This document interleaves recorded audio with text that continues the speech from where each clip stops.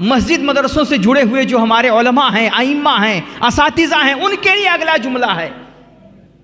ہم سمجھتے ہیں کہ بھائی ہم امام ہیں تو ہمیں امامت کر کے ہی بچوں کو پالنا ہے، ہم مدرس ہیں تو مدرسہ پڑھا کر کے ہی ہمیں اپنے بچوں کی پرورش کرنی ہے، گھر بار چلانا ہے۔ اگلا جملہ میرے نبی کا سنیے، یہ ہمارے آپ کے لیے ہے۔ میرے نبی علیہ الصلوۃ والتسلیم سے سوال ہوا، یا رسول اللہ سب سے اچھا کھانا کون سا ہے؟ 5 اسٹار ہوٹل کا کھانا اچھا ہے، بازاروں کا کھانا اچھا ہے، دعوت اور ولیمے کا کھانا اچھا ہے، کون سا کھانا سب سے اچھا ہے؟ تو میرے نبی علیہ السلام نے فرمایا، وہ کھانا جو اپنے ہاتھ کی کمائی سے کھایا جائے وہ سب سے اچھا کھانا ہے، سب سے بہترین کھانا جو اپنے ہاتھ محنت کی کمائی سے کھایا جائے۔ آج یہ عنوان میں اس لیے چھیڑ رہا ہوں کیونکہ آج ہمارا نوجوان سہارے ڈھونڈ رہا ہے۔ نوجوان سمجھتا ہے سب سے اچھا کھانا سسرال کا کھانا ہے، نوجوان سمجھتا ہے سب سے اچھا کھانا دوست کی دعوت کا کھانا ہے، پارٹی کا کھانا ہے۔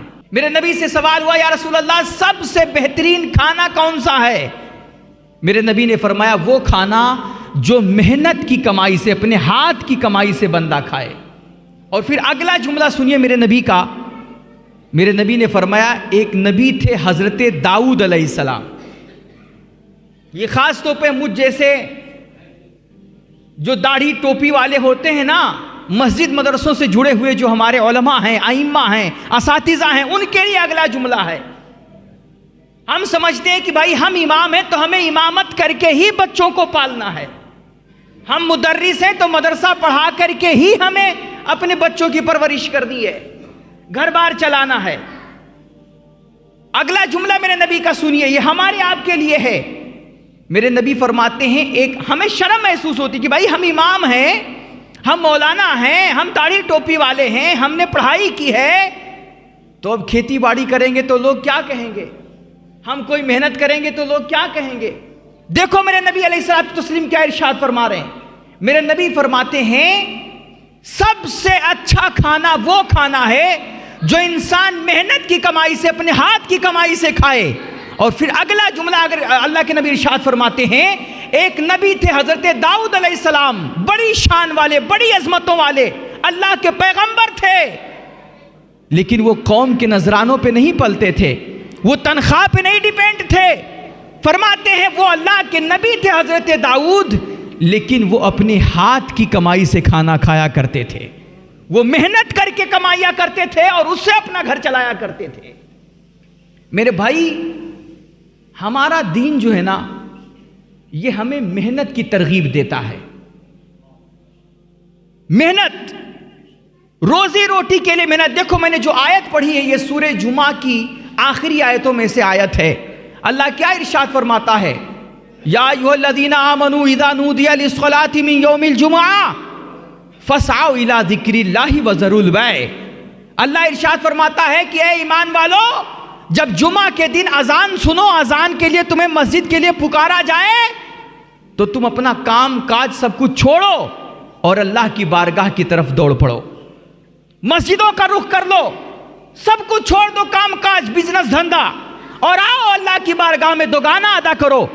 اور آگے اللہ ارشاد فرماتا ہے، فَإِذَا قُضِيَتِ الصَّلَاةُ، جب نماز ختم ہو جائے، جمعہ کی نماز ادا کر چکو، فَانْتَشِرُوا فِي الْأَرْضِ، تو اللہ کی دھرتی میں پھیل جاؤ۔ نماز ختم ہو جائے تو اب تمہیں گھر پر بیٹھ کر کے ریل نہیں دیکھنا ہے، فیس بک نہیں چلانا ہے، واٹس ایپ پر چیٹنگ نہیں کرنی ہے، اور صرف ان سے ملاقات کر کے اپنا ٹائم پاس نہیں کرنا ہے۔ فرماتے ہیں جمعہ کا دن ہو، جب جمعہ کی اذان ہو، مسجدوں میں آؤ، جمعہ کی نماز ادا کرو، اور جب نماز ختم ہو جائے تو اب کیا کرو؟ اللہ فرماتا ہے فَانْتَشِرُوا فِي الْأَرْضِ، اب اللہ کی دھرتی میں پھیل جاؤ، زمینوں میں، بازاروں میں، مارکیٹوں میں نکل جاؤ، وَابْتَغُوا مِن فَضْلِ اللَّهِ، اور وہاں جا کر کے اللہ کا فضل تلاش کرو. یہ قرآن ہمیں سکھا رہا ہے. اللہ کے فضل سے مراد کیا ہے؟ ہمارے مفسرین نے لکھا ہے یہی رزق حلال، روزی روٹی، پاک رزق تلاش کرو، محنت کرو، مزدوری کرو اور پسینہ بہا کر کے اپنے بچوں کے لیے حلال روزی تلاش کر کے لاؤ اور اپنے بچوں کو کھلاؤ. یہ ہمیں قرآن سکھا رہا ہے. گھر میں نہ بیٹھو، خالی مت بیٹھو. دیکھو حضرت عمر، سیدنا عمر فاروق اعظم رضی اللہ تعالیٰ عنہ، ایک بندے کو آپ نے دیکھا، وہ بندہ نا پیڑ لگا رہا تھا، پیڑ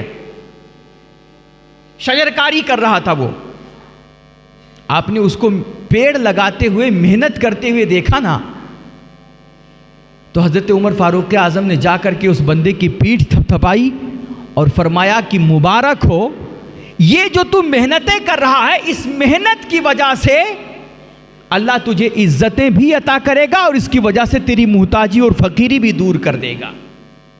محنت چاہتا ہمارا دین. یہ ہمارے دین میں نا یار آرام نام کی کوئی چیز ہی نہیں ہے.